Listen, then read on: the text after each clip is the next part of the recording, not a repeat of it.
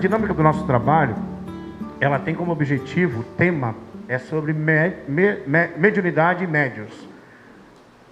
Embora as perguntas que vão ser feitas possam ter algumas que não têm a ver com esse assunto, elas não vão ser feitas, e talvez nem todas as perguntas que vão ser redigidas por vocês poderão ser feitas até devido ao tempo. Mas é importante lembrar que esse tema é o que nós vamos abordar hoje. Outro tema, outra característica ou qualquer outra questão pessoal não vai ser tratado para que seja dado as respostas pela nossa irmã Sueli. Pessoal, cada um de vocês receberam o papelzinho. Aqueles que desejarem, façam as perguntas por escrito, que elas serão previamente selecionadas por mim aqui na mesa. E aí a nossa irmã vai recolhendo as perguntas que vai estar aqui conosco.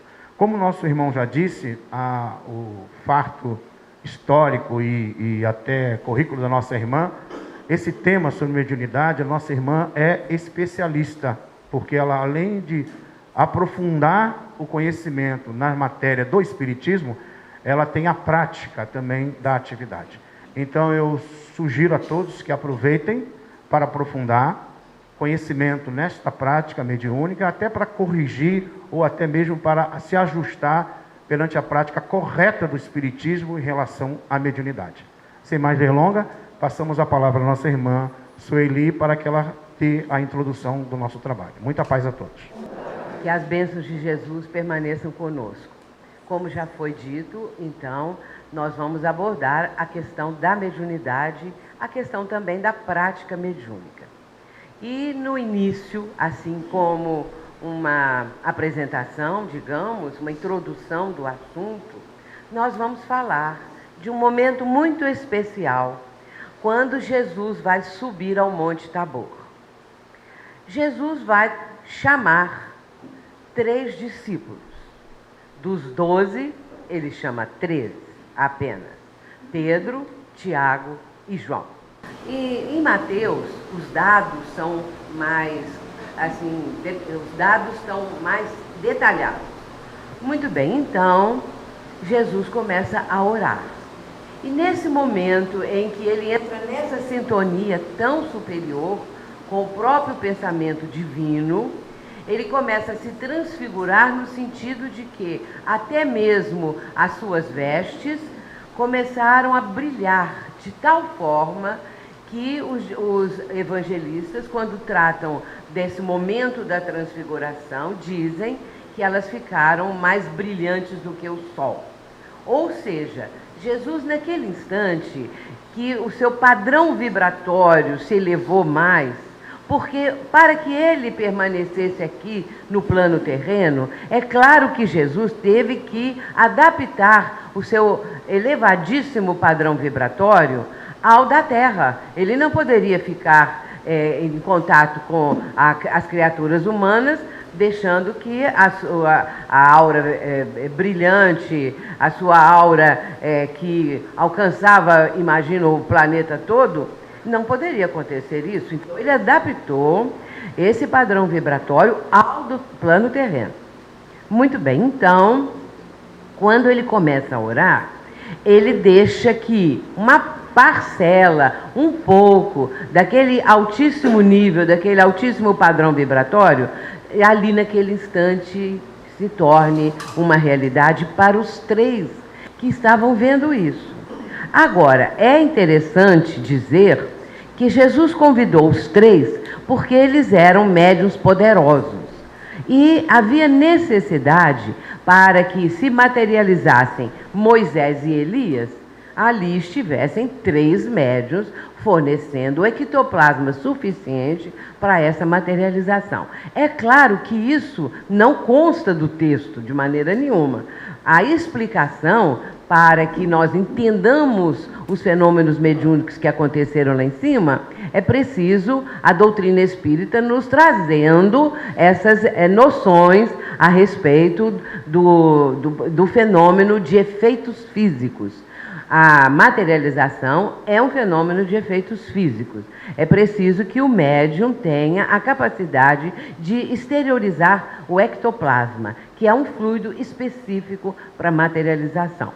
Mas naquele instante em que Jesus estava orando, ainda não havia a materialização dos dois, de Moisés e Elias. Só que, enquanto Jesus orava e se mostrava em todo o resplendor, até o que era possível mostrar, evidenciar ali, os três adormeceram. E isso é muito interessante, porque se eles adormeceram, eles estavam entrando no transe, exatamente para que pudessem exteriorizar o ectoplasma. Porque se não fosse assim, eles estariam muito curiosos para acompanhar aquela transfiguração do Cristo e o que viria depois. Eles não sabiam, mas já podiam imaginar que algo diferente haveria de acontecer. E nesse momento, Jesus, que após a sua transfiguração, surgem Moisés e Elias materializados e Jesus vai conversar com eles. O conteúdo daquilo que ele, o mestre, falou com os dois não está constado do texto evangélico. Nós não encontramos ali nada que possa dizer qual foi a conversa, embora que eu tenha ouvido aí algumas explicações, leituras de pessoas que falam que a conversa era isso, era aquilo, mas a gente não tem assim uma certeza. Muito bem, então, nessa hora em que materializaram-se os dois, os três começaram a despertar. Os dois ali estavam, porque é também necessário que eles vissem o que estava acontecendo. Eles foram testemunhas para que depois isso fosse relatado. Era da maior importância. E o médium de efeitos físicos, ele pode, dependendo da circunstância, dependendo da especificidade mediúnica do médium, ele pode entrar num transe profundo para exteriorizar o ectoplasma ou não. Ele pode ficar lúcido. Existem alguns médiuns que não ficam o tempo todo naquele transe, inconscientes e sem saber de coisa alguma, como se estivesse num sono muito profundo. Alguns não precisam disso. São médiuns com essa especialização. Muito bem. E foi importante, porque aí eles viram Jesus conversando com os dois. E nessa hora, quando o relato de Mateus é que nessa hora os dois desapareceram. Depois de algum tempo, os dois desapareceram. E aconteceu um outro fenômeno estranhíssimo. Uma espécie de uma nuvem baixou sobre o topo do Monte Tabor. E eles ficaram debaixo dessa nuvem. Mas o mais interessante e impactante para eles foi que a nuvem falou. Da nuvem saiu uma voz que dizia assim: este é o meu filho bem-amado, em quem me comprazo, ouvi-os, escutai-o. Então, quando eles ouviram uma nuvem falante, é claro que o temor foi tão grande que eles caíram de rosto no chão. E Jesus vai ajudá-los a levantar, dizendo que eles não deveriam ter medo, que não necessitavam ficar assim. Muito bem, vamos ver agora esses tipos de fenômenos. Quando eu falei da materialização, ela pode acontecer e muitas vezes nós temos relatos de experimentadores, de pesquisadores que no final do século XIX, início do século XX, fizeram experiências com médiuns que tinham esses efeitos físicos, no intuito de registrar isso, para que depois ficasse para a posteridade. Nós temos essas notícias porque esses pesquisadores fizeram isso. Então, muitos médiuns famosos participaram desse tipo de experiência. E, às vezes, para que não houvesse fraude, eles amarravam ou acorrentavam o médium. Depois, entenderam que não havia tanta necessidade de uma coisa assim tão agressiva. O sábio inglês William Crookes, que esteve pesquisando longamente durante tempo a médium Florence Cook, a Florence Cook, ela materializava então um espírito que ficava presente muito tempo, e ele tirou fotos desse espírito E também segurava a médium apenas colocando as mãos dela sobre as mãos dele. Mas em outros momentos, ela entrava num transe profundo. Em outros momentos, ele, quando foi tirar foto, porque naquela época havia aquele tipo de máquina, né, vamos dizer assim, fotográfica, muito ainda rudimentar naquele princípio, mas mesmo assim tem foto da Kate King, que era o espírito materializado. Então essas experiências foram importantíssimas. E ali, o que aconteceu ali não foi diferente. Foram espíritos que se materializaram porque o material para isso era exatamente esse fluido específico ectoplasma. Segundo nós sabemos, todos nós temos esse fluido ectoplasma. Só que não o exteriorizamos. Para isso necessita da especificidade mediúnica. Muito bem, então, logo em seguida, veio o fenômeno da nuvem. Quando uma voz se faz ouvir assim, isso é chamado de voz direta. É a voz de um espírito. É claro que não foi Deus que esteve ali naquele instante e falou assim: esse é o meu filho em quem me comprazo, escutai. Um espírito muito elevado falou palavras que o Pai do Céu estaria ali naquele momento inspirando, um pensamento de Jesus em sintonia com o Pai. Tudo isso aconteceu ali. Mas esse fenômeno acontece também no plano físico, entre nós, que é o fenômeno de voz direta, chamado de pneumatofonia. Pneu quer dizer espírito, ar, qualquer coisa assim. Então, fonia é a voz direta. Ou pneumatografia, que é a escrita direta. Então, a escrita direta não está ali um médium para psicografar. É o espírito que vem e escreve ele mesmo a mensagem. Muito bem. Então, tudo isso já foi muito pesquisado. Existem livros que trazem esses registros, que mostram como que isso tudo pode ser produzido. É preciso um médium de efeitos físicos. Porém, nem todo médium de efeitos físicos produz pneumatofonia ou pneumatografia, que é outro tipo de especificidade. Um médium ele pode ter a capacidade de exteriorizar ectoplasma para materialização, mas não para esses outros dois fenômenos, que são raros. A voz direta era como se tivesse aqui um espírito e que de repente nós todos ouvíssemos a voz do espírito. Então é uma voz que todas as pessoas ouvem. Não precisa ser médium audiente, por exemplo, para ouvir isso. E a pneumatografia, eles faziam a seguinte experiência: colocavam numa gaveta uma lousa, uma pequena lousa, ou então papel, colocavam um lápis, alguma coisa assim, fechavam a gaveta com chave, com corrente, com cadeado, com tudo. E o médium de efeitos físicos ali. E em dado momento, eles ouviam o barulho da escrita no papel. Então, quando abriam a gaveta, já estava a mensagem escrita. Isso é a escrita direta ou pneumatografia.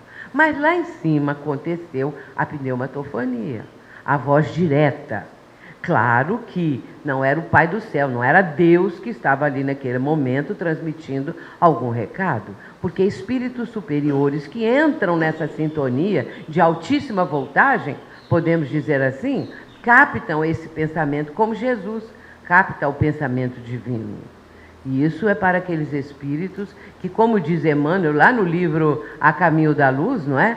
Aquele grupo de espíritos que já estão dentro nessa possibilidade, dessa condição espiritual. São eles que dirigem as galáxias, eles são co-criadores, porque quem cria é Deus. Tudo é obra divina.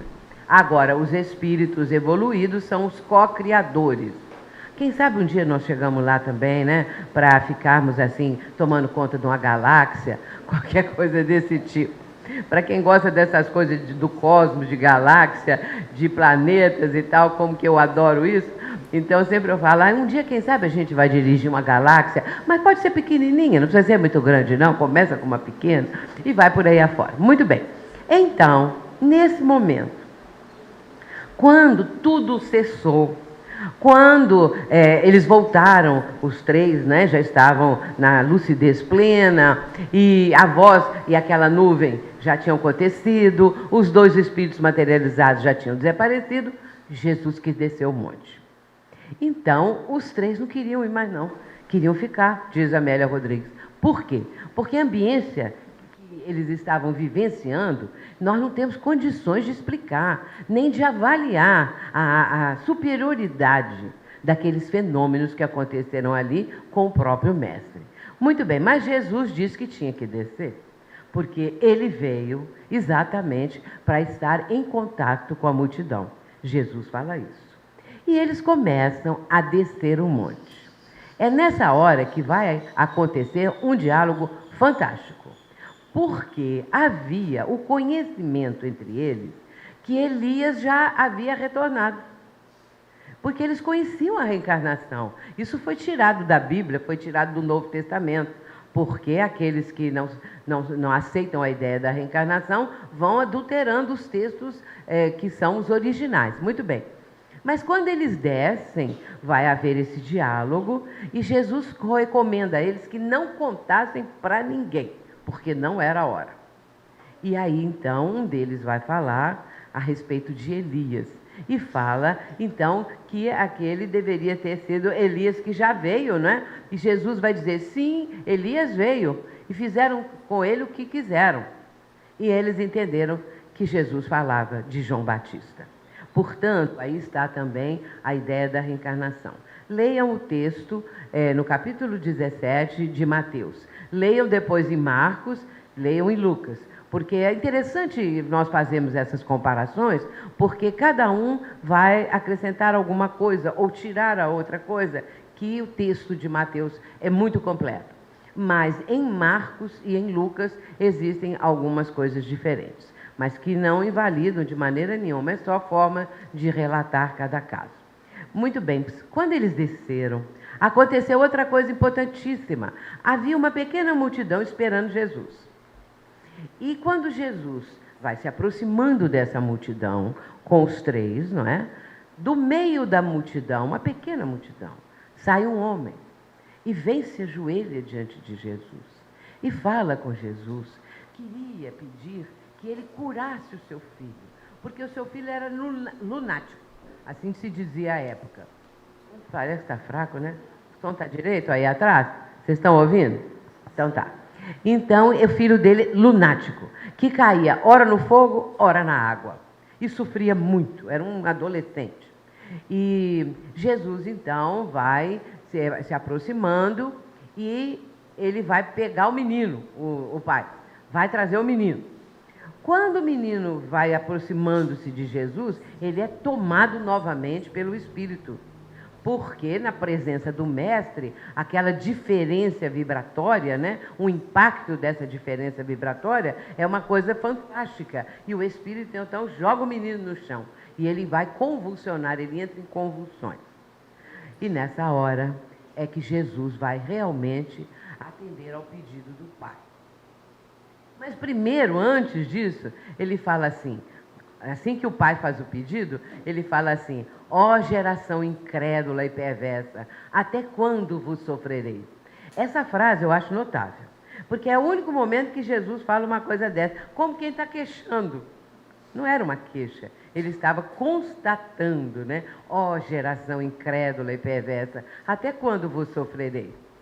Aí ele faz, trazei-me o menino. Aí o menino vem, entra em convulsões, e Jesus vai ordenar ao Espírito que liberte aquela criança. Portanto, nós estamos vendo aí mais um momento de uma cura, não é? Mas que nós sabemos que não houve ali uma derrogação das leis da natureza. O que aconteceu ali?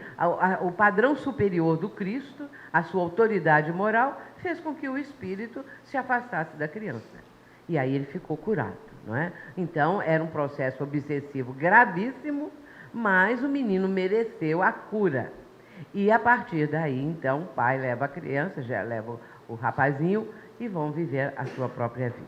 Eu quis relatar esses aspectos para vocês, porque são momentos também mediúnicos, de fatos mediúnicos, que aconteceram com Jesus, com os 3 que foram testemunhas, que viram e ouviram, só que não ouviram o que Jesus conversou com os dois que se materializaram, mas eles ouviram a voz que veio das nuvens.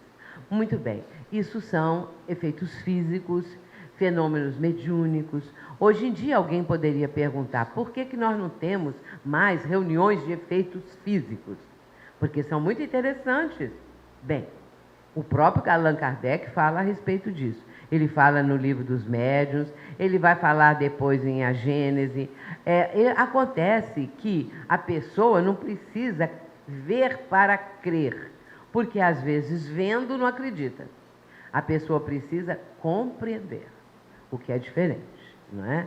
Então, nós, por exemplo, que nunca vimos, não sei se alguém aqui viu, alguma reunião de efeitos físicos, alguma materialização, então isso é uma questão de entender a doutrina, de nos aproximarmos, porque entendemos a lógica, a beleza, a profundidade, a visão de futuro que a doutrina espírita traz para nós.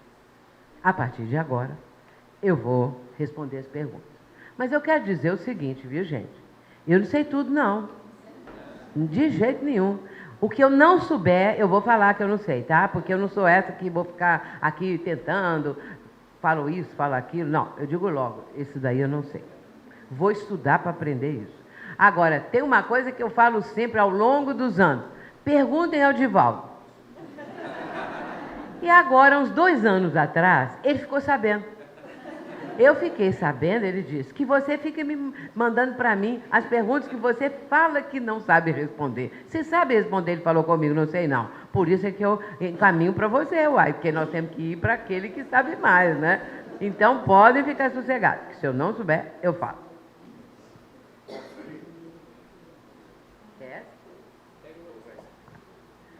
Bom, vamos, nas questões, vamos começar bem pelo início.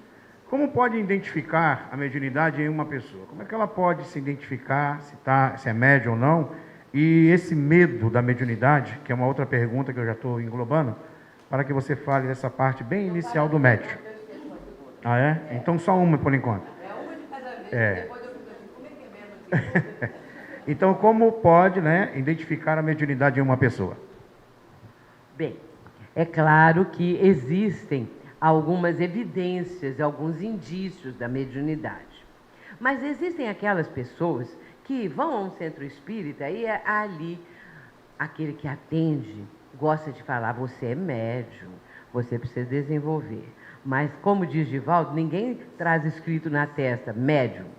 Então, para que nós tenhamos uma impossibilidade de dizer que aquela pessoa tem mediunidade, é preciso que ela evidencie aquilo que está acontecendo na vida dela. A pessoa começa a ver espíritos, não é? Começa a ouvir alguma coisa.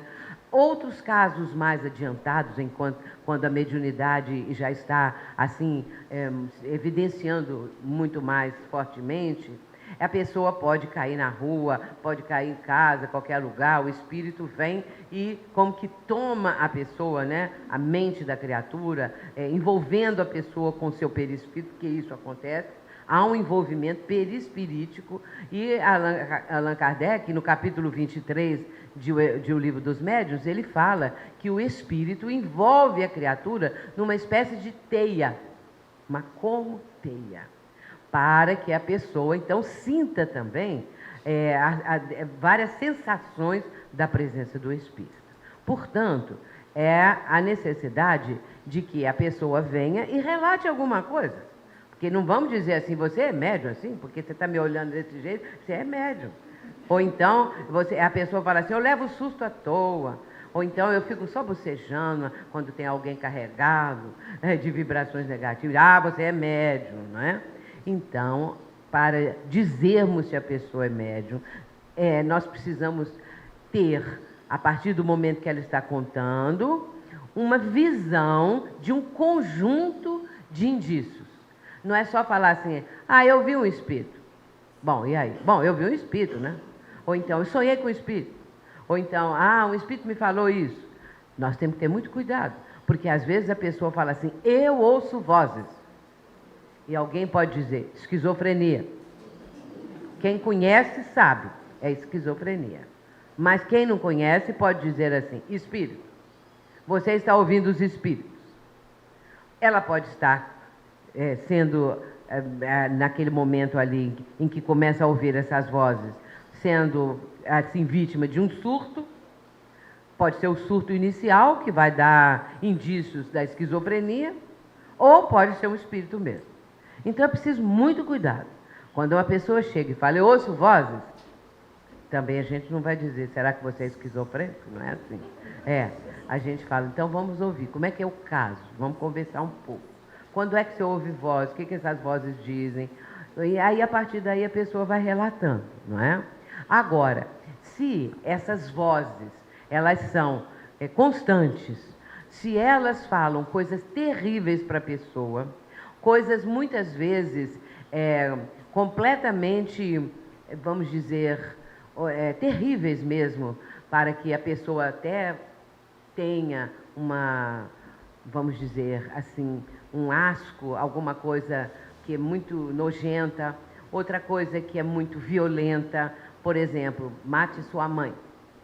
Você vai matar sua mãe. Eu, quando fui nos Estados Unidos pela primeira vez, eu fui falar lá em Miami, numa casa espírita, isso tem muitos anos, uns 12 anos ou mais. E aí veio uma moça nova, veio conversar comigo, me pediu para conversar particularmente comigo, depois da palestra. E aí eu atendia numa sala lá daquela casa espírita, na Flórida, em Miami.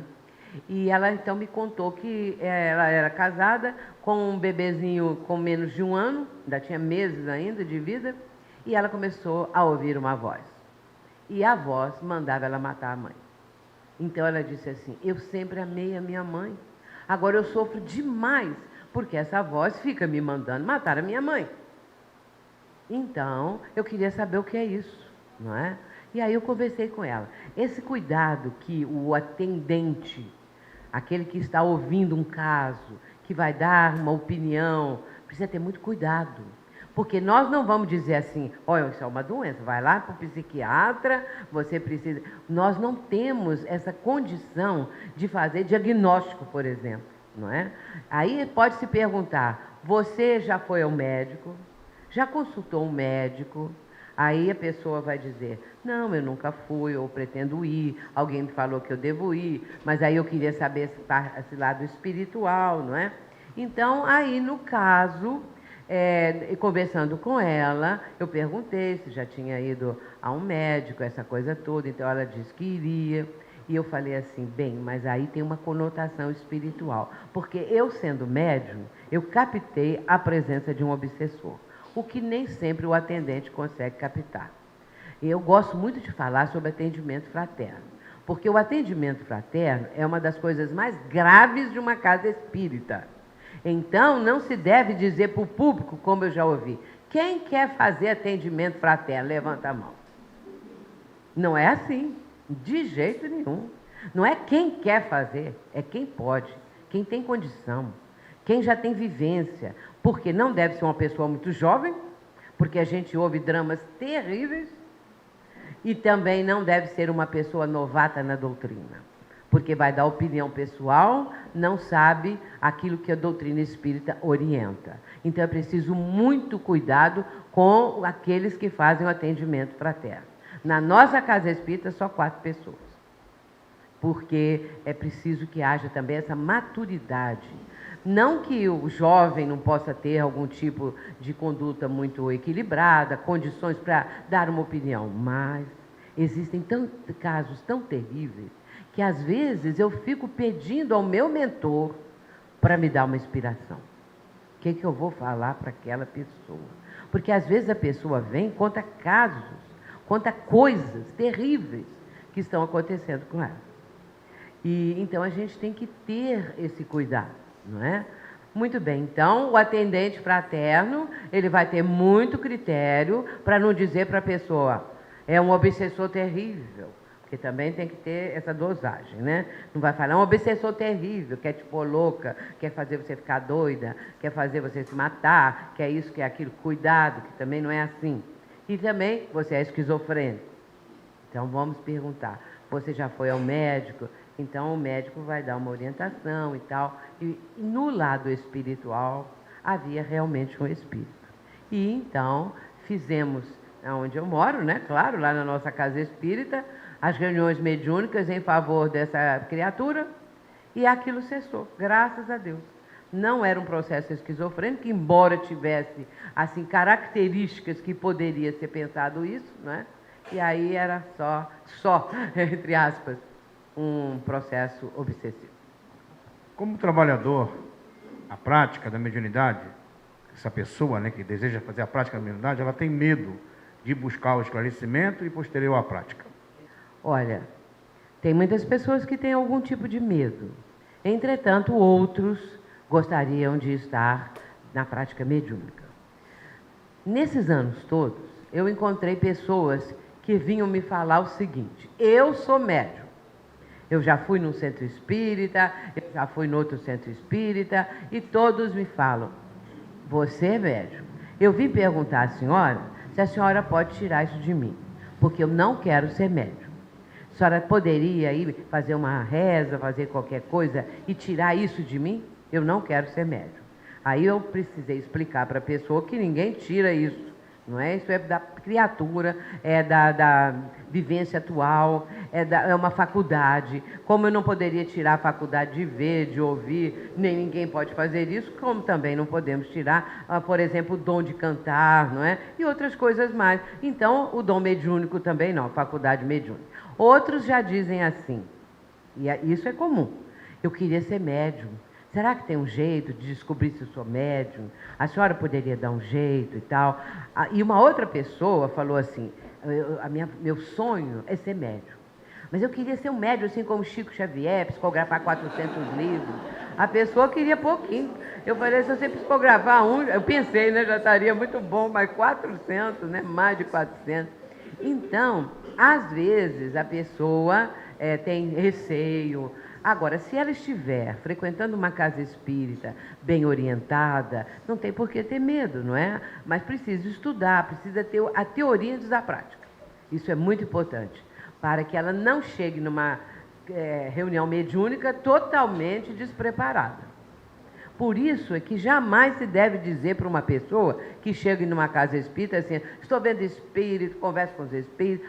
Vai para a reunião mediúnica, põe lá a pessoa. Ela não é espírita, não conhece nada, vai fazer o que na reunião? Atrapalhar. Então, para que a pessoa venha a participar, ela precisa estar, então, também já com o estudo, ou o estudo concomitante, ou o estudo antes da prática. Quais os efeitos da mediunidade mal educada?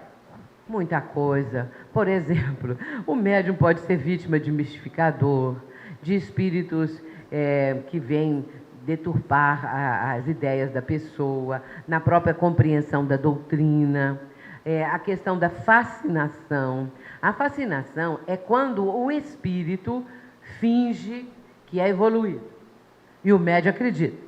Porque o médium não tem, assim, ainda uma experiência ou uma capacidade de captar a vibração do espírito e identificar que é uma vibração maléfica, negativa, de ódio, de raiva, de qualquer coisa. Ele não tem, às vezes, essa capacidade. Então, ele pensa que o espírito é realmente evoluído. E outra coisa, o espírito convence ao médium que ele não erra. Agora, Allan Kardec, com a sua prudência, com a sua visão de futuro, ele coloca em O Livro dos Médiuns, ele vai colocar também na primeira parte do Evangelho, no Evangelho, na introdução 1, Allan Kardec vai falar a respeito das dificuldades mediúnicas.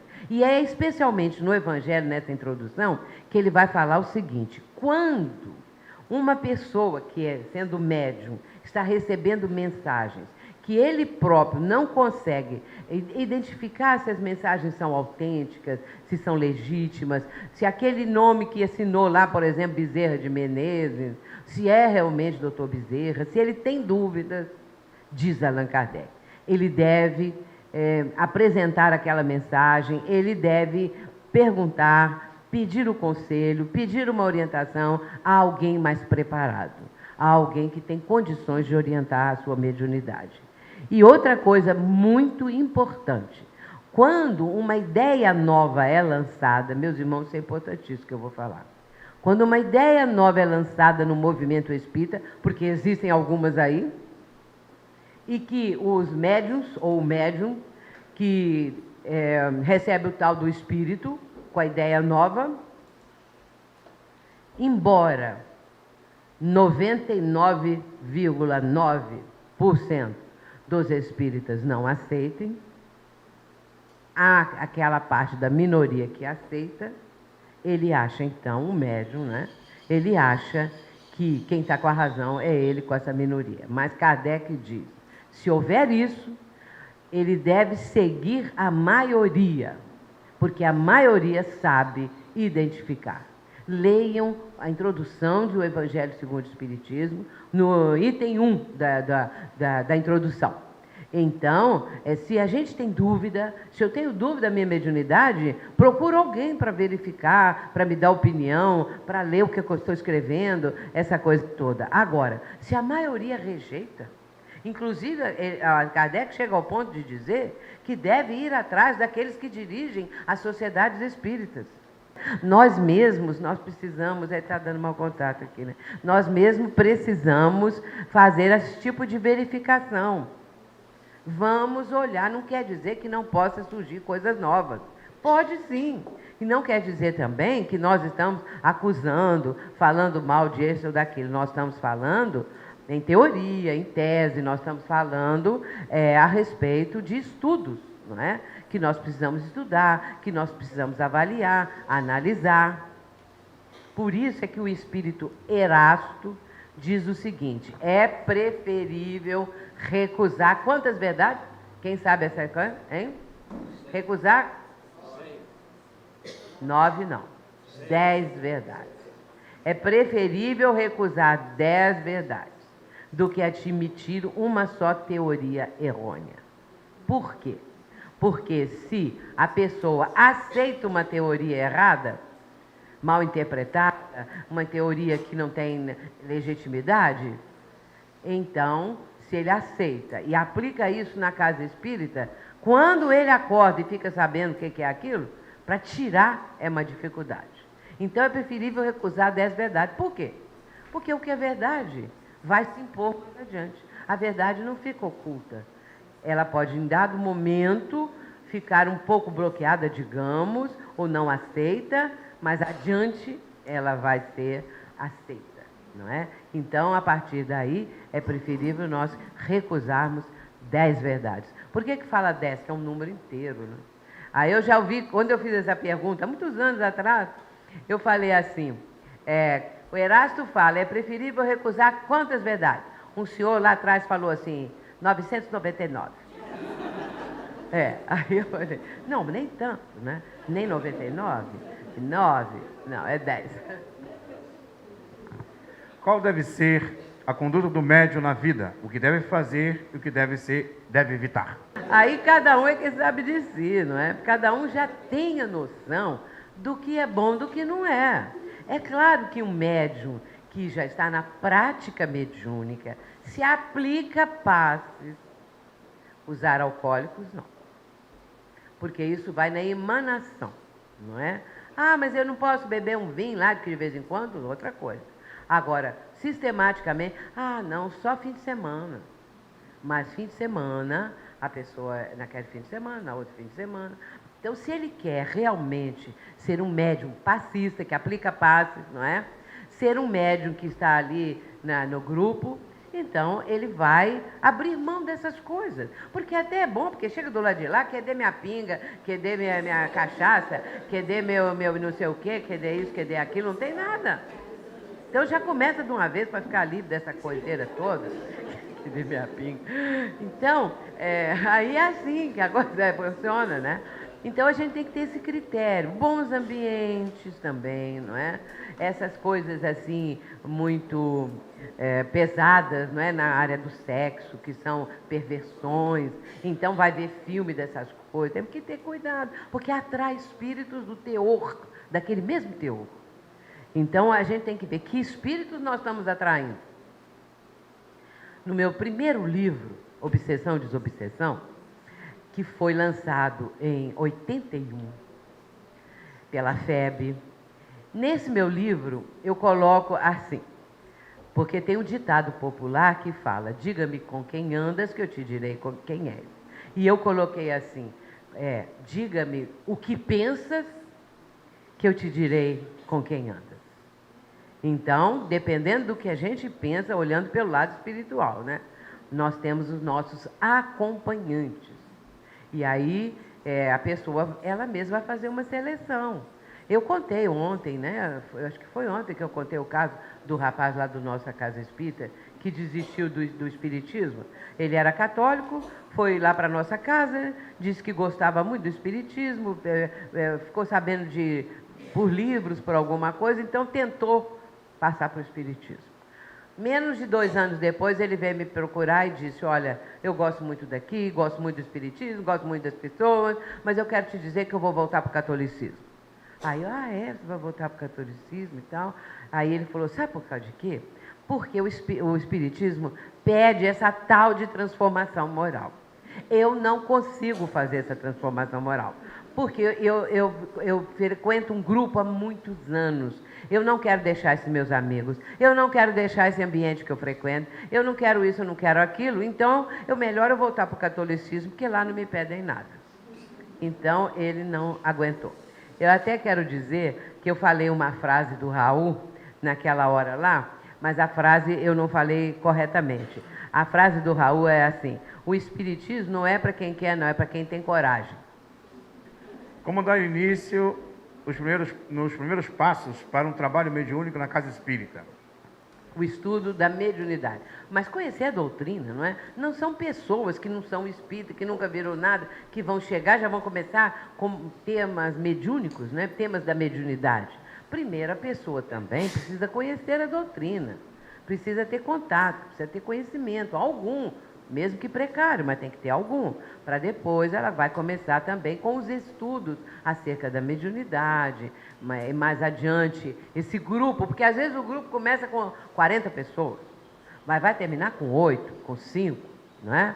Então, é preciso ver como que é isso, aqueles que ficam, que realmente estão preparados, não é? Porque depois são aqueles que vão fazer parte do grupo mediúnico. Então a gente tem que ter esse critério, tem que ter cuidado, para que não haja depois dificuldades. Porque quando uma reunião se inicia, nós temos que entender que todo o trabalho que ocorre na reunião de âmbito espiritual é da alçada dos mentores. A nossa parte é marcar o horário, ler o livro, ler o evangelho, fazer prece de abertura, alguém vai conversar com os espíritos, comunicantes, um outro lá para aplicar passe, alguma coisa assim. Mas quem vai comunicar-se? Quais espíritos virão? Quais os médios que estão ali aptos a trabalhar? Tudo isso é do mundo espiritual. Porque eu conheço casos e reuniões que é assim: é o dirigente da reunião que fala quais os médiums que vão receber naquela noite. Vai receber o seu fulano com a dona fulano, o outro. Então, tem 8 médiums ou 6 médiums, só 3 que vão trabalhar. Ora, como é que ele pode saber uma coisa dessa? Mas isso existe, viu? Agora, ficar numa reunião dessas para o médium que já está sentindo a presença de um espírito que é da passividade, mas o dirigente não apontou que naquela noite era ele deveria dar passividade, então ele volta para casa com aquele espírito. E volta sentindo às vezes alguns sintomas, algum mal-estar, alguma coisa, se o espírito é enfermo, se o espírito é obsessor, ele volta para casa com aquilo tudo. Então, essa parte é do mundo espiritual. eles fazem essa programação. Então não adianta o grupo falar assim, nós vamos criar uma reunião de desobsessão. Não. Quem resolve se a reunião de desobsessão são os mentores. Porque a reunião começa não sendo de desobsessão. Para que os médiuns tenham experiência. Para que os médiuns possam ir amadurecendo. Então, no princípio, é bem visível, é bem evidente que os espíritos que se comunicam são espíritos, aqueles que não sabem que desencarnaram, não sabem que morreram, não é? Espíritos sofredores, agarrados às vezes aos restos mortais, se sentem dentro de um buraco, ou seja, na sepultura, aquela coisa assim, e vai indo, e vai indo. E aí precisa tempo para que a espiritualidade vai começar a trazer espíritos para um outro médium que já tenham condições, que aí sim começa o trabalho de desobsessão. A espiritualidade é que resolve. Não adianta a gente falar, vou fazer uma reunião disso assim, assim. E se eles, mentores, não trouxerem espíritos, não encaminharem espíritos para esse tipo de trabalho? Então vamos deixar, a nossa parte a gente faz. E devemos procurar fazer da melhor maneira possível, porque muitas vezes nós mesmos é que atrapalhamos o bom êxito da reunião, porque não nos preparamos devidamente. Pode haver passividade simultânea em uma reunião mediúnica? Pode. Bem, é assim, um critério, não é? Se a reunião determinar, de acordo com o mentor da reunião, de 2 médiuns darem comunicações simultâneas, e 2 doutrinadores ou esclarecedores, isso pode acontecer. Na nossa reunião, nós permitimos 2. Mas eu já vi reuniões com 3. Mas eu aí acho que é demais. É preferível 1 ou 2. Por quê? Porque o grupo todo precisa estar vibrando em favor daquele espírito que está se comunicando. E também cuidado para não ficar o médium falando muito alto, o doutrinador, e fica aquele vozerio todo. Então, dentro de um critério, sim, pode acontecer, não é? Agora, com cuidado e sabendo, médiuns preparados para dar uma passividade que esteja também controlada. Agora, tem um detalhe, médium não é estátua. Então, médium pode gesticular. O espírito está comunicando. Se o espírito falar, minha cabeça está doendo, não tem importância nenhuma se ele botar a mão na cabeça, que é a cabeça dele, mas é o espírito que está falando isso, né? Agora tem um caso muito engraçado da minha filha, quando ela começou na mediunidade há mais de 25 anos atrás. Então, naquela época, era a reunião que a gente chama de educação mediúnica. E aí, ela falava assim, tem um espírito aqui. Ela não, o caso era interessante, ela sentia a presença do espírito, mas ela não dava propriamente passividade, ela relatava. Então ela falava assim, tem um espírito aqui, ele está me olhando, ele está no alto do telhado, o espírito quer se julgar lá de cima. Era assim, era um relato. Aí eu falava assim, quando eu terminava, né, eu falava, você tem que dar, não é assim, o espírito está falando. Aí quando um dia ela conseguiu, ela falou assim, que coisa, é um espírito barbudo e eu agora que estou com barba. Ela sentiu que ela estava com a barba do espírito. Aí nesse dia, ela finalmente deu a comunicação corretamente. Sobre a diferença das reuniões mediúnica, reunião de desobsessão. Podemos até dizer que toda reunião na casa espírita tem, vamos dizer, resultados desobsessivos.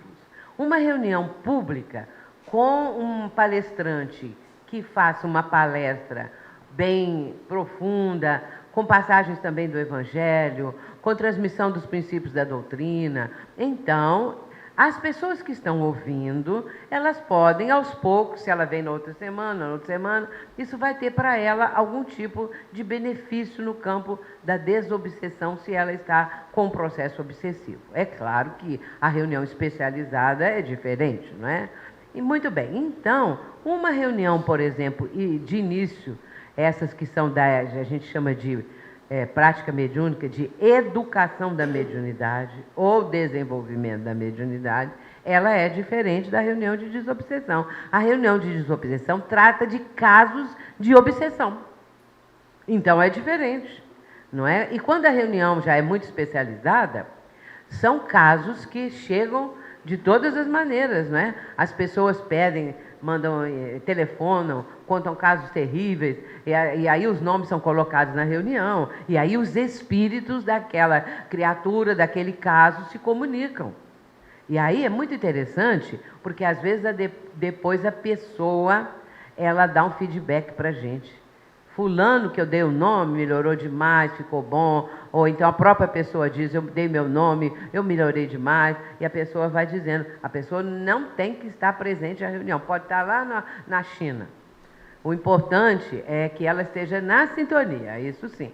Agora, deve-se evitar a presença do obsidiado na reunião de desobsessão, porque ele vai atrapalhar a reunião, ele não sabe de nada, ele não é espírita, não conhece coisa alguma, o que ele vai fazer na reunião? Não é? Então é isso. Bom, fale sobre a participação externa a um grupo mediúnico. Bem, tudo tem que ser tratado. Na nossa reunião, nós permitimos visitantes. Mas quem são os visitantes? Primeiro, eu até disse hoje não, ontem, eu disse que a nossa reunião, que as casas espíritas deveriam ajudar as outras casas espíritas. A nossa casa ajuda. Eu falei até da visita aos rancenianos e tal, mas eu não contei o resto. Na hora lá, mudei para outro lado e pronto. Então, o que acontecia? As pessoas, sabendo, porque eu escrevi os livros e tal, geralmente as pessoas me procuram para que eu possa dar um esclarecimento, uma orientação, uma ideia de alguma coisa. E também pedem para assistir a nossa reunião mediúnica. E aí, às vezes, vem o presidente, a gente consulta o mentor. Porque tudo tem que consultar o mentor. Quem sou eu para falar, você vem? Não. Pergunta ao mentor. Então, 2 pessoas, sempre é possível 2. O presidente e mais uma pessoa. Então, já algumas casas espíritas, presidentes e outra pessoa já participaram dos nossos grupos mediúnicos. Aí pedem para ficar 3 semanas. Então, tudo isso a gente trata com o mentor então dá a permissão. Outros já vão uma vez só, então depende do caso. Agora, nós abrimos para jovens da mocidade, da evangelização do jovem. Por quê? Às vezes a gente fecha para os jovens, mas não deveríamos fazer isso, porque o jovem hoje veem tudo, sabem tudo, ouvem tudo, veem filmes terríveis de muitos crimes, de muitas torturas, de assombração de tudo quanto é jeito, veem esses filmes que tem agora, enfim, tudo. Você já sabe quais são os filmes, tudo. Por que nós vamos impedir que ele assista uma reunião onde um obsessor está fazendo ali, está mostrando a sua vingança, falando, relatando e tal? Agora, quem é o jovem que nós permitimos? O jovem que é praticamente espírita. O jovem que frequenta, que vai, entra ano, sai ano, ele está lá, participando, não é? Então, esse jovem, ele pode assistir à reunião. Então, ele vai, assiste uma, pede para assistir algumas e fica assim. Quem sabe um dia ele vai se tornar também um integrante da reunião. É que os jovens hoje em dia, não é? Eles estão começando a vida, vão fazer vestibular, passam no vestibular, ou então já estão fazendo residência quando é médico, ou isso ou aquilo. Então, muitas vezes eles depois não podem ter a frequência. Mas que a gente permite, e acho que toda casa espírita, se tiver jovens assim, com essa condição, devem permitir. Nos fale sobre a diferença entre animismo e mediunidade. É que às vezes, não é, as pessoas ficam tão assim impressionadas, vamos dizer, preocupadas com animismo e não entendem bem o que seria isso, não é? Mas é bom dizer o seguinte: toda comunicação mediúnica tem um teor anímico do médium. Os de Chico Xavier, as comunicações de Chico, tinha teor anímico do médium. Porque é bom saber o que é teor anímico, não é? É que a gente não sabe. Então, o teor anímico não é o animismo, mas o teor anímico significa a participação anímica do médium. Porque nós temos uma condição anímica. Então, por exemplo, existem médiuns que podem atuar como médiuns ou podem atuar de uma forma anímica. Por exemplo, Daniel Douglas Home, que foi um dos maiores médiuns que já existiu. E ele levitava. Mas nenhum espírito estava lá empurrando ele, segurando ele, dando a mão a ele, puxando ele. Não, era da mente dele. Nessa hora, ele tinha condição. Porque nós sabemos que na Índia, aqueles que se especializam levitam. Andam sobre as brasas, põem o rosto nas brasas. Por quê? Essa é a participação anímica. Não veio nenhum espírito para ajudar. Isso é da parte anímica. Mas isso não é o animismo que, na reunião mediúnica, significa que o médium está interferindo na comunicação. Pode até ter espírito. Então, o médium, se por exemplo ele quer ter uma opinião, alguma coisa que prevaleça, ele pode usar isso na hora da comunicação mediúnica. Então aí é um animismo, ou então a comunicação é do próprio espírito do médium, que isso também pode acontecer. Mas isso, como eu disse, é um seminário. Tem muitas nuances, tem muitas coisas. Então eu estou falando assim, muito ligeiramente, não é? Mas é preciso entender qual era o teor anímico de Chico Xavier. Vou explicar. Aquelas cartas que Chico recebia dos parentes, dos jovens, familiares, que vinham com aquele conteúdo assim: meus amados pais, com amor, meus queridos, meus isso, meus aquilo. Você vai me dizer que todo jovem, adolescente que morreu, falava assim com os pais? Podia falar, querido papai, querida mamãe, mas o teor do Chico era esse. Em vez de querido, meu amado pai, é a mesma coisa. Só que o extravasão, ele está extravasando a amorosidade dele. Então, todas aquelas comunicações são desse tipo. Se você olhar Divaldo, é diferente. Então, com todo o amor que Divaldo tem, com toda a vivência, porque o amor do Divaldo, que ele exala, que ele exterioriza, é diferente. É diferente. A do Chico, aquela exteriorização do amor dele, era de uma forma assim, doce demais, não é? Meigo demais, essa coisa assim, que a gente até não trata tanto assim, uma pessoa que a gente ama muito, você não fica o tempo todo falando desse jeito com a pessoa, não é? Mas ele era assim. Então essa é a parte dele, da personalidade do Chico. E a do Divaldo é a parte mais, vamos dizer, racional. Então há uma diferença, não é? Há uma diferença entre um e outro. Como identificar a mediunidade em crianças e adolescentes? Eu escrevi um livro sobre isso, né? Mediunidade e obsessão em criança e adolescentes. Então, nesse livro eu dou essas explicações todas. Porque a criança, quando ela tem alguma manifestação assim de mediunidade, algum indício, é uma coisa diferente, não é? Muitas vezes a criança fala que tem um amiguinho que ninguém vê, que conversa com ela, essa coisa toda e tal. A psicologia aceita isso como criação da mente da criança, e não como realmente um espírito que estivesse ali.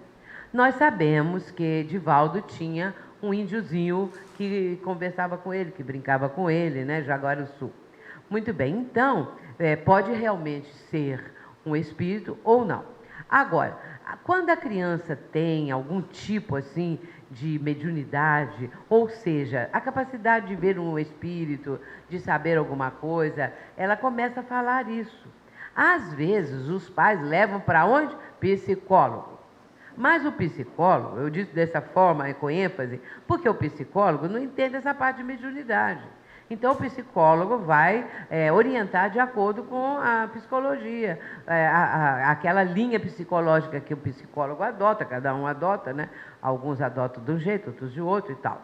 Muito bem, então, é muitas vezes necessário levar a criança à casa espírita, para que ali possa, então, ser orientada por uma pessoa que entenda, que vai ver e tal. Agora, em certas casas, por exemplo, se a pessoa tiver uma ideia, porque às vezes a criança fala assim, aqui tem um velhinho. Esse velhinho, a criança fala, ali é o velhinho. Ó, o velhinho está ali. E talvez criança de 3, 4 anos, né? E aí, se os pais tiverem ideia, pega o álbum de família e vai mostrando. Vê se esse vovozinho aqui, vê se algum desses aqui. Aí ele fala, é esse aqui, ó, ele está sempre aí. Então a criança está vendo o espírito. Agora, isso pode, com o tempo, com a idade, desaparecer ou intensificar.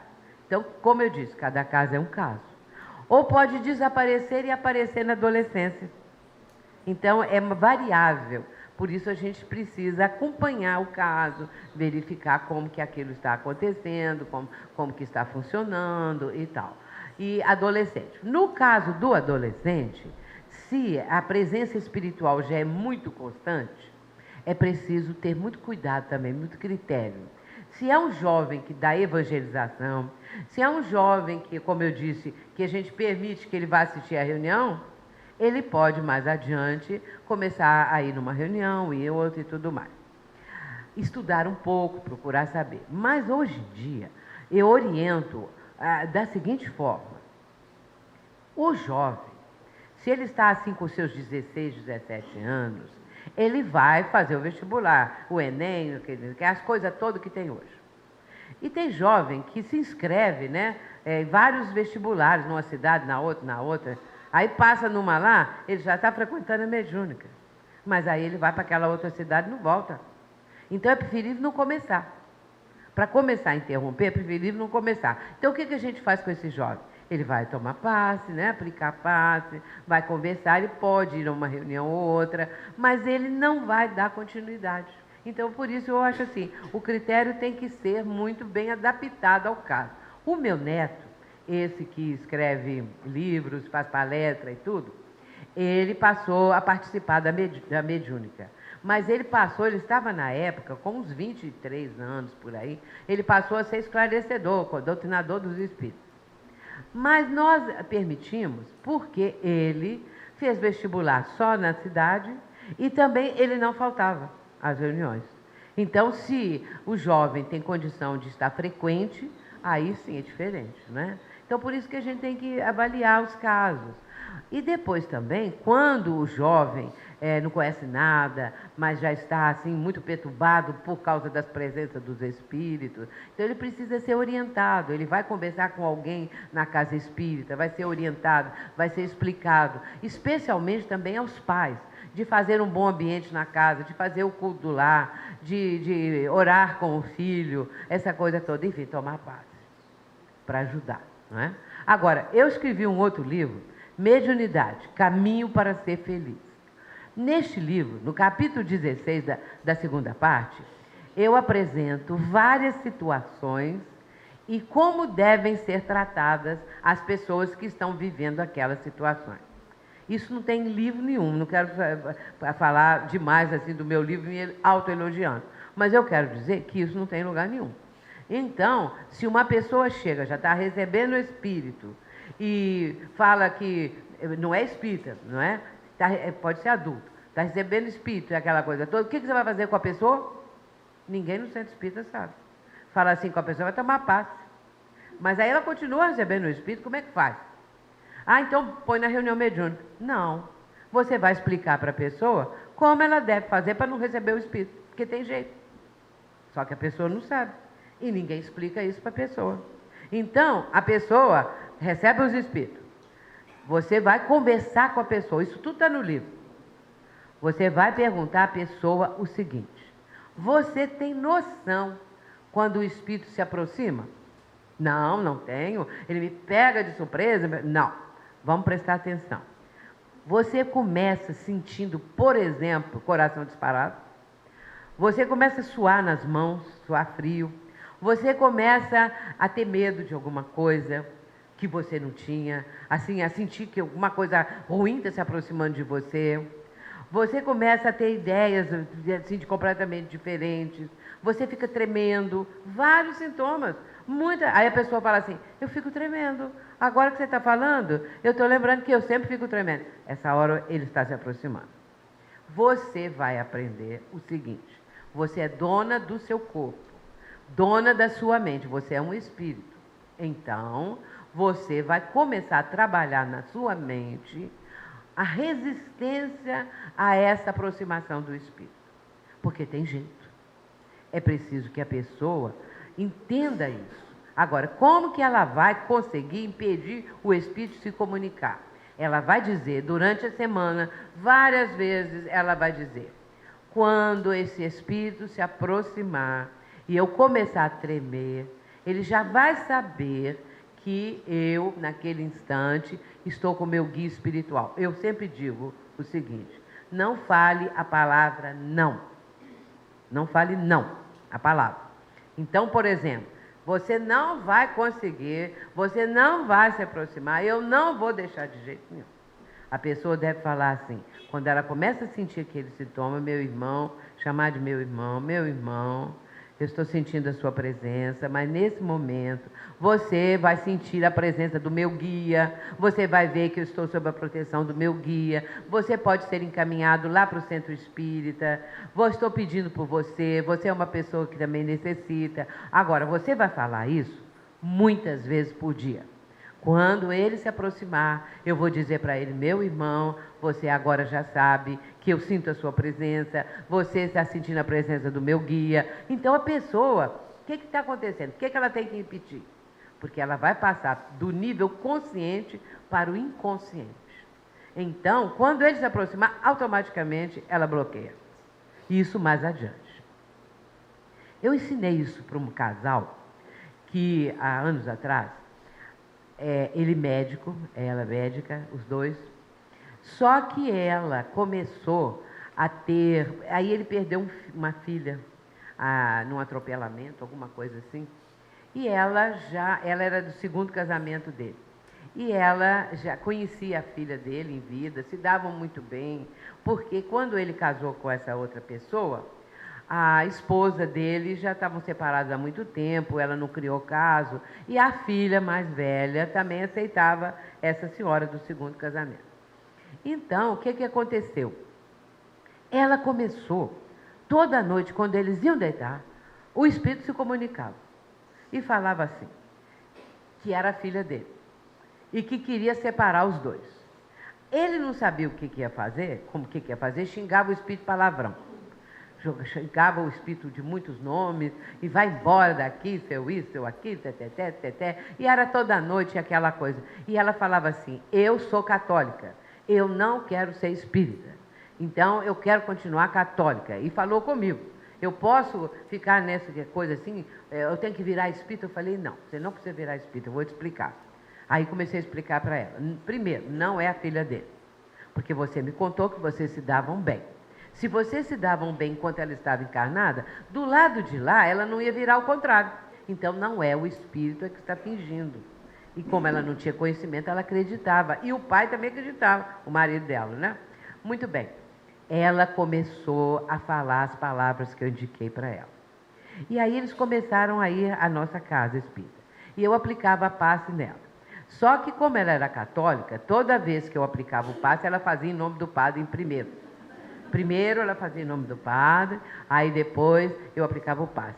Algum dia eu falei com ela: não faça isso? Não, deixa ela fazer, porque aquilo é a fé da criatura. O que é que tem ela fazer em nome do padre? Para mim não atrapalhou nada. Eu aplicava o passe do mesmo jeito, não é? Então, ela foi se apegando muito a mim. Aconteceu que ela começou a falar que o espírito já não estava vindo tanto.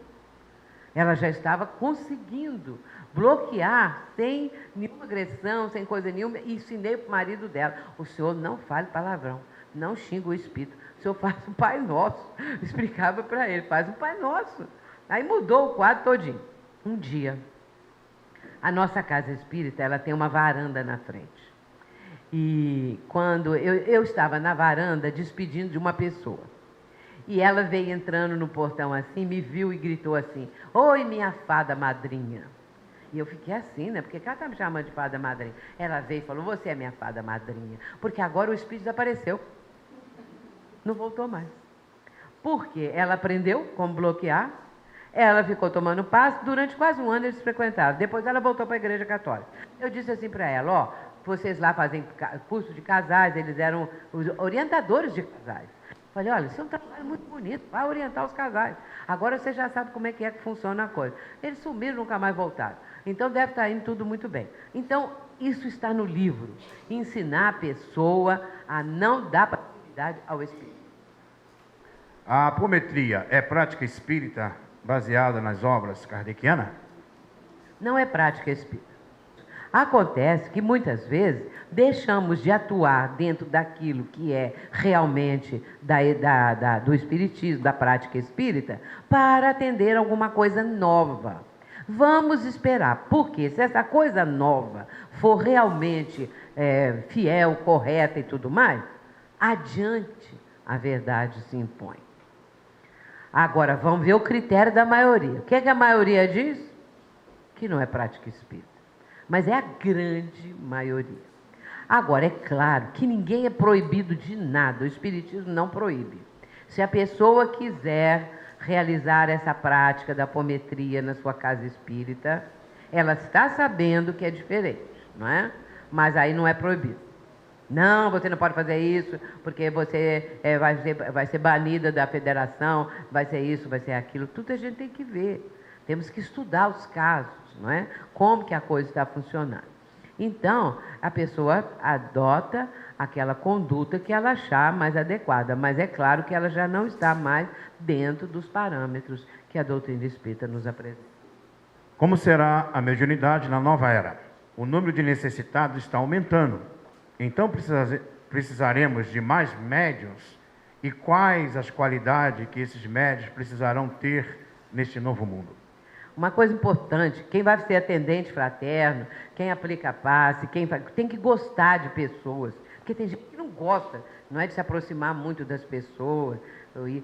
Caetano Veloso tem uma frase que eu sempre gosto de falar. Caetano Veloso, ele fala assim, de perto ninguém é normal.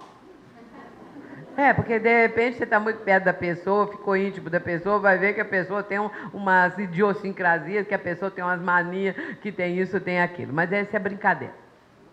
Mas então é preciso ter este amor ao próximo, gostar das pessoas, né? De conviver com as pessoas. Começa por aí.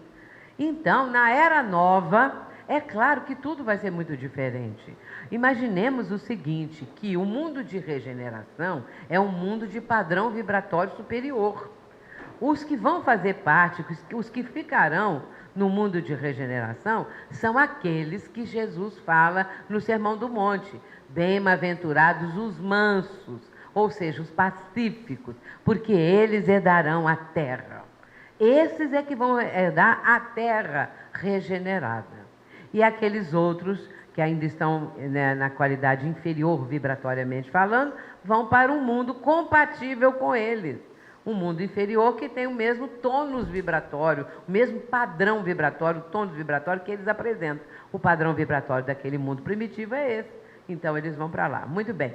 Então, é claro que a mediunidade, ela vai ser muito mais presente, muito mais espontânea, vai ser diferente. E Leon Denis fala muito sobre isso, não é? E fala essa facilidade que nós vamos ter do intercâmbio com o mundo espiritual. Então, isso vai paulatinamente acontecendo.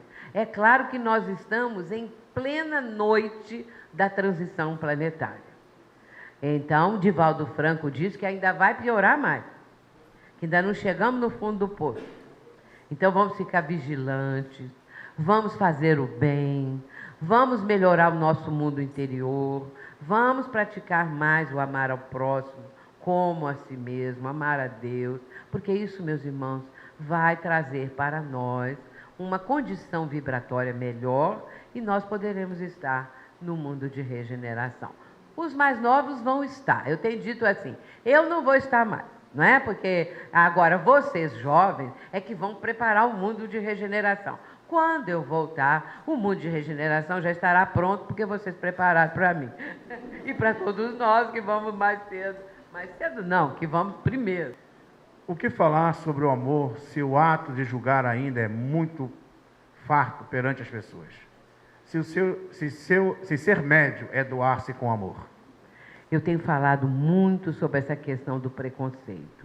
Nós espíritas, nós, meus irmãos, nós não temos que ter preconceito, porque nós já sabemos que vivemos todas as raças que existem, nós já vivemos. Nós já fomos dos salões da rainha, do rei, de nobreza, como já vivemos na miséria. Então, nós já passamos por tudo isso, já vimos tudo, já nascemos e morremos quantas vezes? Então, nós não temos que ter preconceito com as pessoas. Cada um é cada um. Embora às vezes a gente custe, às vezes até achar certa coisa assim, porque ainda não estamos habituados com aquilo, aí você fica assim um pouquinho de lado, né? E tal, mas aí você lembra que você é espírita, e sendo espírita você tem que abraçar aquela pessoa, você tem que tratar bem, você tem que convidar para qualquer coisa, você tem que ajudar aquela pessoa. Então aí você lembra que é espírita. Não é? Na separação conjugal, por exemplo, você precisa lembrar que é espírita, porque senão vai ser igual que muitos casais. Ah, se ele não é feliz comigo, então não vai ser com mais ninguém. Vou infernizar a vida dele, ou a vida dela, não é? Então, ou então vou cair para beber até cair morto. Ou então vou para as drogas, ou então vou me matar. Tem gente que se jogou lá do alto do prédio, porque uma pessoa separou, largou ela, foi procurar outra, se jogou lá do alto do prédio. Então, quer dizer, a pessoa não se ama, ainda se odeia. Porque para fazer uma coisa dela, deve ter ódio de si mesma, né? De si própria. Então, nós temos que nos amar para conseguir amar o próximo, não é? Estender a mão às pessoas, de coisas, de todas as maneiras, amar as pessoas. Então, eu fiquei admirada de ver algumas coisas que aconteceram e que no Facebook as pessoas falaram, preconceito racial. Eu fiquei horrorizada, eu pensei que no Brasil não tinha isso não. E, no entanto, tem. Eu fiquei horrorizada, quando aquela moça do tempo lá da Globo, né, a Júlia, então, a Maria Júlia, eu coloquei no meu Face, olha, nem sei quantos milhares de pessoas curtiram, compartilharam, mas foi assim para mais de 30 mil, entendeu? Porque eu coloquei falando da Maju, né? E que beleza aquela criatura e essas coisas todas. Então foi assim, também foi espetacular a reação das pessoas. Enquanto que aqueles outros, agora diz que a polícia até já descobriu quem foi, né? Que falaram horrores dela. Então eu fico imaginando que nós espíritas temos que dar esse exemplo, não é? De amor ao próximo, de entender, porque nós já tivemos em todas as raças, já falamos todos os idiomas, nós já tivemos. Há uma mensagem que Chico Xavier psicografou do espírito Militão Pacheco, doutor Militão Pacheco, que era um médico homeopático, ele era homeopata, lá em São Paulo. Então, doutor Militão Pacheco, ele deu uma mensagem que fala isso tudo que eu estou falando agora. Que nós já vivemos em todos os salões, já falamos todos os idiomas, já estivemos em todas as raças. Então, o espírita, de maneira nenhuma, pode ter qualquer tipo de preconceito. Então, a nossa mente tem que ser aberta, tem que ser amorosa, tem que ser entendemos que as pessoas todas são pessoas muito bonitas, porque são pessoas que estão aí numa vivência, numa necessidade, num sofrimento, ou outra coisa qualquer. Então, qual é a pergunta mesmo? Já respondi? Já respondi, pronto. Sueli, houveram duas perguntas aqui em relação à questão da microcefalia que não tem a ver com o tema. Mas para encerrar, chegando no final, para que você possa ter alguns minutos para fazer a sua fala final, na transição planetária, qual está sendo a principal tarefa e preocupação dos espíritos? E se cabe você responder alguma coisa sobre microcefalia. Eu só sei que tem aquele tal daquele mosquito que transmite 3 doenças. Então eu estava brincando hoje na hora do almoço com o pessoal, dizendo assim, o mosquito fala assim, quer ver? O mosquito chega perto de uma pessoa e fala assim, ó, para esse aqui é a zika. E dá uma espetada na pessoa. Aí ele vai para outra, esse aqui pode ser chikungunya, esse daqui pode ser a dengue. E aí ele escolhe, isso eu brincando, né? Aí eu falei, ele deve ter 3 ferrões, um para cada doença. Aí ele fala, agora é o ferrão da dengue, agora é o ferrão... Como é que você pode entender um espírito que transmite 3 doenças? É esquisito, né? Então depende da pessoa. do estado, vamos dizer, físico da pessoa, mental e tudo mais, não é?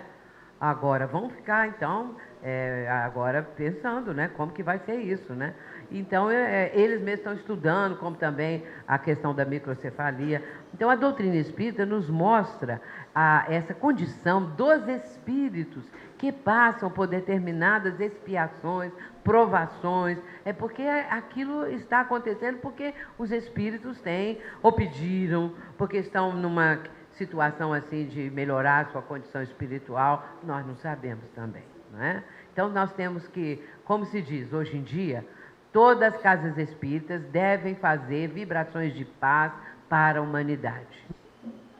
Muito bem, qual será a principal tarefa e preocupação dos espíritos? A principal tarefa é...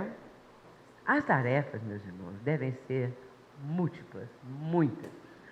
Nós sabemos que um dos pontos básicos é a educação, porque a educação do espírito, que abrange tudo, não é? Essa educação que vem do berço, quando a pessoa está encarnada, o espírito está encarnado, mas é também a educação do espírito, não é? Então, esse é um dos pontos básicos, fundamentais, porque no conjunto dessa educação vem o amor ao próximo, a solidariedade, a fraternidade, porque o amor é o sentimento. O amar é viver o sentimento. Então, nós não sabemos amar ainda. Nós podemos amar o amor, porque achamos que o amor é uma coisa maravilhosa, amar o amor, mas não sabemos amar as pessoas, né? Então, sempre aquele amor de exigência, de cobrança, de julgar. Falou aí em julgamento, acho que eu nem acabei de responder. Então, essa questão de julgar, nós precisamos ter também muito cuidado, não é? Porque quem somos nós para julgar? Que nós também precisamos ser julgados. Então, não julgueis para não ser julgados, já disse o Cristo, não é? Então, com a mesma medida que medirdes, o próximo também sereis medido. Então, essa questão de julgar de uma maneira perniciosa, de uma maneira que estamos rebaixando a pessoa, quem somos nós, não é? Temos que ter muito cuidado com isso.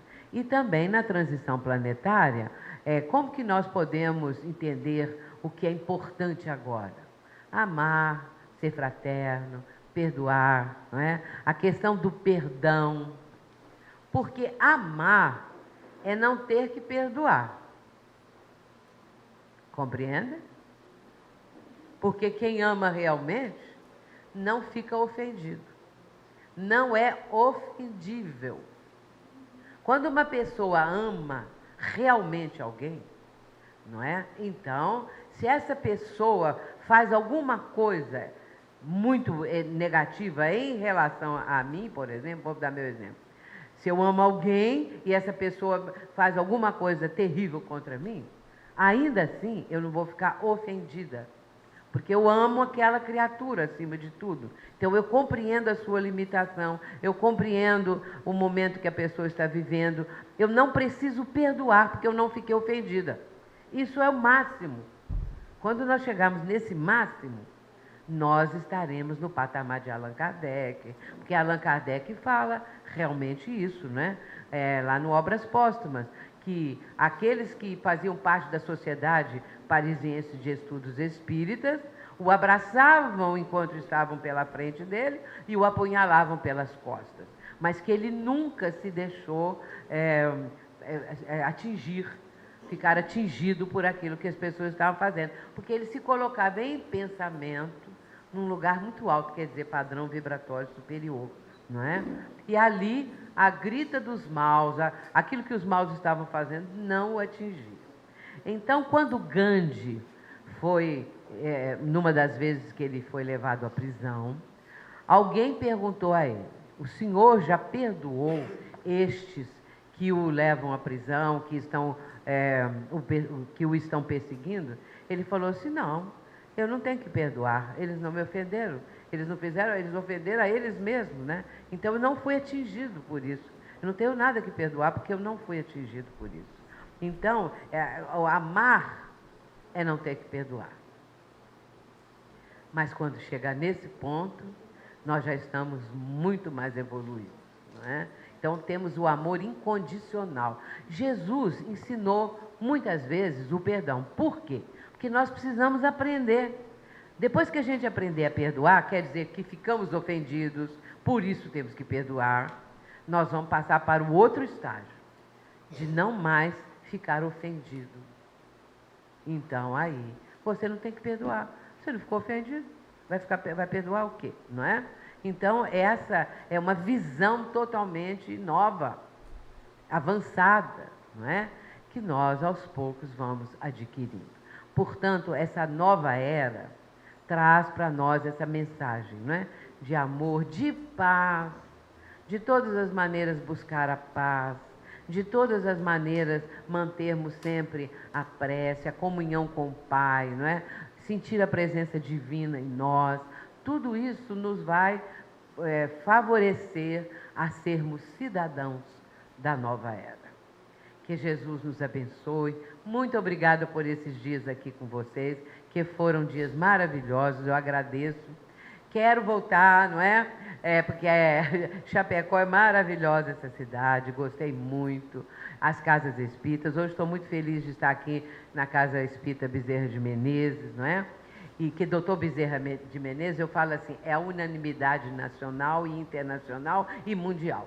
Então fala assim, Joana vai reencarnar, Francisco vai reencarnar, todo mundo vai reencarnar. Mas doutor Bezerra não, deixa ele lá em cima. Porque senão a quem que nós vamos pedir ajuda? Vai ficar todo mundo aqui encarnado, nós vamos pedir. E doutor Bezerra, cadê ele? Né? Doutor Bezerra, o senhor fica aí, tá? Então, eu sempre faço esse tipo de pensamento, né? Todo mundo reencarnando, doutor Bezerra fica. Então, meus irmãos, a casa de doutor Bezerra de Menezes seja abençoada como todas as outras casas. Às vezes não se coloca o nome, por exemplo, pode haver uma casa assim, Casa Espírita Caminho da Luz, Vinha de Luz, e isso e aquilo, não tem o nome do mentor. Quer dizer que não tem mentor? Tem, só que o nome não foi colocado no título da casa, não é? Então, que esses nossos nobres benfeitores espirituais nos abençoem e que estejamos também nós, não é, firmes no trabalho, para sermos do mundo de regeneração. Que Deus abençoe a todos. Muito obrigada.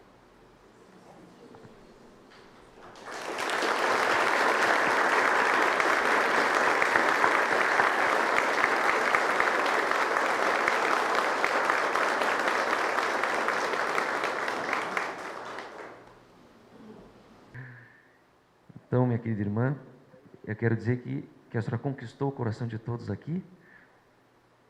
E nós gostaríamos que as suas palavras para encerrar esse evento.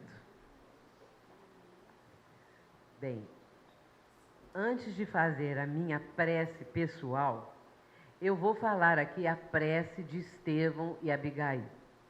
Essa prece, eu faço essa prece há muitos anos. Nos enterros, quando eu vou nos enterros, as pessoas pedem para, muitas vezes, eu fazer uma prece para a pessoa que está ali desencarnar. Eu faço, não é? Porque eu vou falar, não posso fazer, não sei o quê. Aí eu faço a prece dos aflitos e agonizantes. Só que eu chamo de prece de Estevão e Abigail. E aí as pessoas ficam maravilhadas, porque aquilo que Emmanuel está falando nessa prece é realmente maravilhoso e as pessoas não conhecem isso. Então nós vamos agora falar este maravilhoso poema prece. Senhor Deus, Pai dos que choram, dos tristes, dos oprimidos, fortaleza dos vencidos, consolo de toda dor. Embora a miséria amarga do pranto de nossos erros, neste mundo de desterro, clamamos por vosso amor. Nas aflições do caminho, na noite mais tormentosa, vossa fonte generosa é o bem que não secará. Sois em tudo a luz eterna, da alegria, da bonança, nossa porta de esperança, que nunca se fechará. Quando tudo nos despreza, no mundo da iniquidade, quando vem a tempestade sobre as flores da ilusão, ó Pai, sois a luz divina, o cântico de certeza, vencendo toda aspereza, vencendo toda aflição. Na hora da nossa morte, no abandono ou no tormento, trazei-nos, Senhor, o esquecimento da sombra, da dor, do mal. Que nos últimos instantes sintamos a luz da vida, renovada e redimida, na paz ditosa e imortal. Senhor Jesus, neste momento, elevamos o nosso pensamento, buscando a Tua figura, Senhor, tentando sintonizar um pouco mais alto para entrarmos nessa sintonia superior, onde estão os Teus mensageiros, agradecendo por tudo que temos recebido, por todas as bênçãos, toda a proteção, todo o amparo que nos tem sido concedido na atual reencarnação. Nós agradecemos, Senhor, por tudo isso. E nessa hora, como somos ainda aqueles eternos pedintes, nós estamos rogando a Tua bênção. Essa bênção, Senhor, que possa nos amparar e nos fortalecer, porque queremos seguir os Teus ensinamentos, ainda que de maneira incipiente. Mas queremos, Senhor, de alguma forma, caminhar e progredir a partir de uma vivência consentânea com tudo aquilo que nos ensinaste. Senhor Jesus, nessa hora em que nos sentimos agradecidos e felizes, nós pedimos pela humanidade. Nós pedimos por todas as criaturas, Senhor, aqueles que estão nos leitos de dor, que estão passando por sofrimentos atrozes, que sejam, Senhor, aliviados, suavizados nas suas dores. Nós estamos vibrando por eles. Nós estamos pedindo, Senhor, pelas crianças que estão nas ruas do mundo, aquelas que estão ao abandono, na drogadição, aquelas crianças, Senhor, tão necessitadas, que mãos generosas possam acolhê-las, possam suavizar também as dores, os problemas que carregam.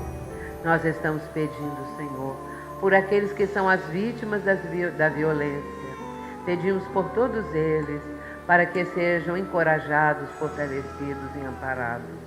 Mas também estamos pedindo por todos os que promovem a violência, para que um dia, de uma certa forma, possam ser despertados, Senhor, e mudem a forma de encarar a vida, de proceder, que eles sejam tocados pelo Teu amor.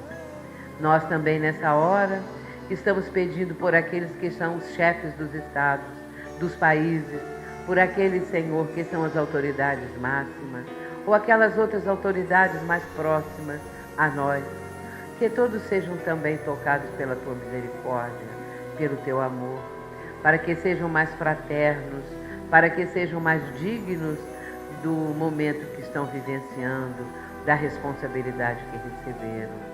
Pedimos pelos lares, Senhor, pedimos pelos lares aqui representados, pelas casas espíritas aqui representadas, como pedimos pelo nosso movimento espírita.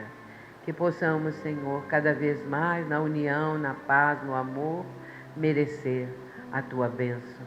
É assim que, agradecidos por tudo, que em Teu nome, em nome dos benfeitores espirituais e particularmente do nosso amado Dr. Bezerra, que nós encerramos esse trabalho.